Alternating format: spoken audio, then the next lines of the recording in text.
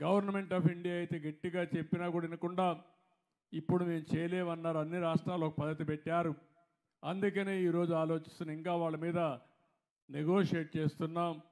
అవసరమైతే ముందే డబ్బులు ఇచ్చి మీరు ఎక్కడ కూడా ఇబ్బంది లేకుండా డబ్బులు ఖర్చు పెట్టే పరిస్థితి లేకుండా ముందు కట్టేది కూడా లేకుండా చేయాలని చెప్పి అనుకుంటున్నా. అది కూడా తొందరలోనే వస్తుంది. కానీ ఈరోజు ఎవరైతే డబ్బులు మీరు పెట్టి గ్యాస్ తీసుకుంటే 48 గంటల్లో మీ అకౌంట్లో ఆ డబ్బులు వేసే బాధ్యత మేము తీసుకుంటామని చెప్పి కూడా నేను మీకు తెలియజేస్తున్నాను. ఇప్పటికే 50 లక్షల మంది బుక్ చేసుకున్నారు. ఇంకా మిగిలిన అర్హులందరికీ ఈ గ్యాస్ ఇచ్చే బాధ్యత మేము తీసుకుంటాం. 2684 కోట్ల రూపాయలు దీనికి ఖర్చు అయ్యే పరిస్థితి వస్తుంది. ఇంకా ఎక్కువైనా పర్వాలేదు కానీ ఇస్తామని చెప్పి కూడా నేను మీకు తెలియజేస్తున్నా. ఇంకో పక్కన ల్యాండ్ టైటిలింగ్ యాక్ట్ రద్దు చేశాం. ఇంకో పక్కన ఎవరైనా సరే ఒకటే చెప్తున్నాను, భూ కబ్జాలు చేసే వాళ్లకు మాత్రం హెచ్చరిస్తున్నా.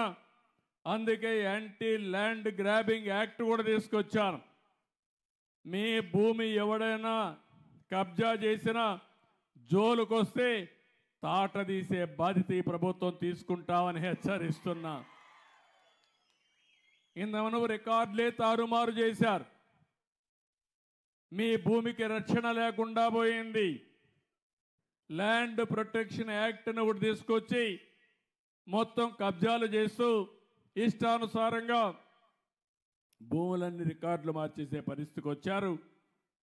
నాకు వచ్చే పిటిషన్లు మీరు చూస్తే 40 నుంచి 50% పిటిషన్లు భూ సమస్యలే వస్తున్నామంటే భూ బకాసురులు ఏం చేశారో ఒక్కసారి మీకు అర్థమవుతుంది. ఇప్పుడే మీరు చూశారు, మద్యం పైన చెక్ పెట్టాం. ఒకప్పుడు మీరు చూస్తే నాసి రకం మందు వచ్చేది. మీరు పక్కన పోయి కర్ణాటక పోయి మందు తాగేవాళ్ళు. ఇప్పుడు ఆ బాధ లేదు. ఇక్కడే స్వేచ్ఛగా తాగే విధంగా ఏదైతే ఉందో నాణ్యమైనది కర్ణాటకలో సమానంగా ఇక్కడ కూడా మద్యం రేట్లు తగ్గించడమే కాకుండా ఎక్కడ కూడా నాసి రకం మందు ఇవ్వకుండా మీ ఆరోగ్యాన్ని కాపాడే బాధ్యత తీసుకున్నాం.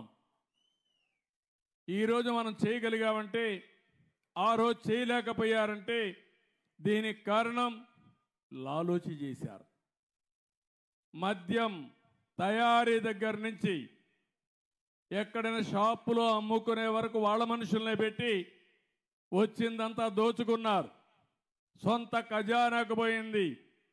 ఇప్పుడు మీకందరికి కూడా మద్యం ధరలు రేషనలైజ్ చేయడమే కాకుండా నాణ్యమైన మద్యం ఇచ్చి ఈరోజు మీరు ఒకసారి చూస్తే ప్రభుత్వ ఆదాయానికి కూడా పెరిగే పరిస్థితి వచ్చింది.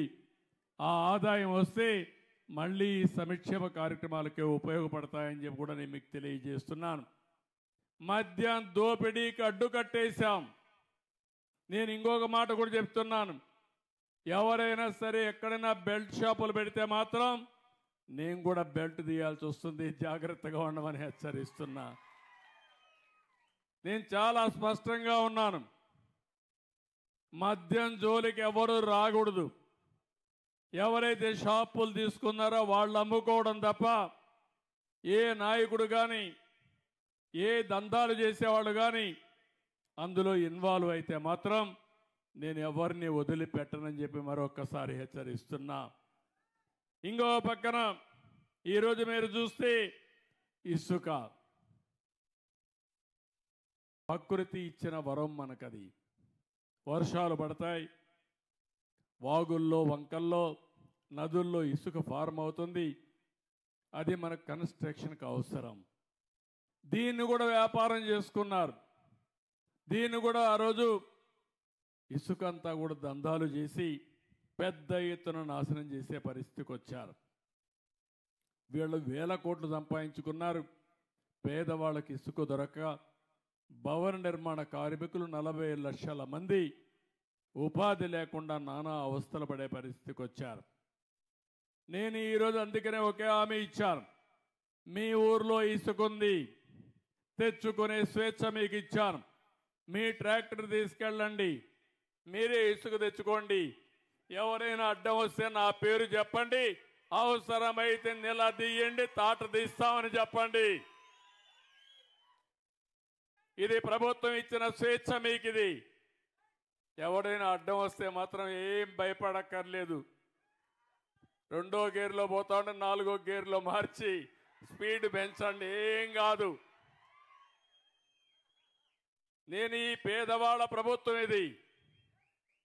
ప్రకృతి పరంగా ఇచ్చిన ఇసుక మీ హక్కు తప్ప ఈ పెత్తందారులకు ఆ హక్కు లేదని చెప్పి మరొక్కసారి మీ అందరికీ విజ్ఞప్తి చేస్తున్నా. అందుకే మీరు ఫ్రీగా ముందుకు వెళ్ళండి. ఎక్కడైనా ఇసుక దొరక్కపోతే ప్రభుత్వం అక్కడ మనుషులు పెట్టి ఇసుక తీయిస్తారు, కానీ అది కూడా మీరు ట్రాక్టర్ తీసుకపోయినా దాంట్లో ఇస్తారు, లారీ తీసుకపోతే ఇస్తారు. అది కూడా తక్కువ ధరతో చేయడానికి నేను ప్రయత్నం చేస్తున్నా. మీకంటే అది తక్కువ, మీరే చేసుకుంటే తక్కువ ధరకు వస్తే మీరే చేసుకోండి. ఎవ్వడు అడ్డుపడడు. ఎక్కడ దొరికితే ఇసుక అక్కడ తెచ్చుకునే స్వేచ్ఛ మీకు ఇచ్చానని చెప్పి కూడా నేను మీకు తెలియజేస్తున్నా. ఇంకో పక్కన ఈరోజు మీరు ఒకసారి చూస్తే ఎక్కడ చూసినా గంజాయి పంట బాధేస్తుంది. డ్రగ్స్, పిల్లలు ఏమైపోతారో నా ఆందోళన కలుగుతుంది.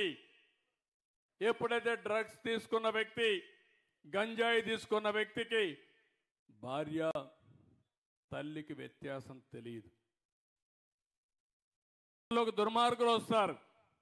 అలాంటిది రాష్ట్రంలో గంజాయి రాజధానిగా విశాఖపట్నాన్ని చేసి ఎక్కడ చూసినా పంట పండించే పరిస్థితికి వచ్చారు. 5 ఏళ్లుగా ఒక్కసారి కూడా యాక్షన్ తీసుకోలేదు. పోరాడితే కేసులు పెట్టారు. ఈరోజు నేను చెప్తున్నా, ఎవడైనా సరే గంజాయి కానీ ఎక్కడన్నా పండించిన గంజాయి తెచ్చి అమ్మినా అదే మీకు చివరి రోజున మరొకసారి హెచ్చరిస్తున్నా. డ్రోన్స్ పెట్టాను, ఎక్కడికక్కడ డ్రోన్లన్నీ వచ్చి చూస్తున్నాయి. దానికి కూడా పేరు డేగా అని పెట్టా, ఈగలని పేరు పెట్టా. రాష్ట్రం మొత్తం డేగ కన్ను పెట్టాం. ఎవరైనా సరే గంజాయి పండించినా, గంజాయి అమ్మినా, మత్తు పదార్థాలు అమ్మినా కబద్దార్ జాగ్రత్తగా ఉండమని మరొక్కసారి ఆంజనేయ స్వామి సాక్షిగా హెచ్చరిస్తున్నా. ఎందుకంటే సమాజ హితం కోసం పనిచేస్తున్నా. దానికి ఒక కమిటీ వేశాం, ఈగలనే ఫోర్స్ కూడా పెట్టాం. దీన్ని లాజికల్గా తీసుకెళ్తామని చెప్పి కూడా నేను మీకు తెలియజేస్తున్నా. ఈ రాష్ట్రంలో ల్యాండ్ మాఫియా లేకుండా చేస్తాం, శాండ్ మాఫియా లేకుండా చేస్తాం, గంజాయి మాఫియా లేకుండా చేస్తాం.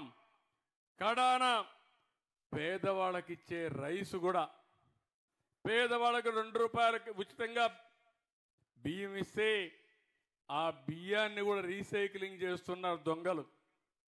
దాన్ని కూడా మీకు చౌకగా 10 రూపాయలు ఇచ్చేసి 6 రూపాయలు 7 రూపాయలు మీకు ఇచ్చి ఆ బియ్యం తీసుకుపోయి విదేశాలకు అమ్ముకునే పరిస్థితికి వచ్చారు దుర్మార్గులు. నేను అందుకే చెప్తున్నా, ఎవరైతే రీసైక్లింగ్ చేస్తున్నారో మిమ్మల్ని కూడా హెచ్చరిస్తున్నా, వదిలిపెట్టం జాగ్రత్తగా ఉండమని హెచ్చరిస్తున్నానని చెప్పి కూడా నేను మీకు తెలియజేస్తున్నా. పేదవాళ్ళు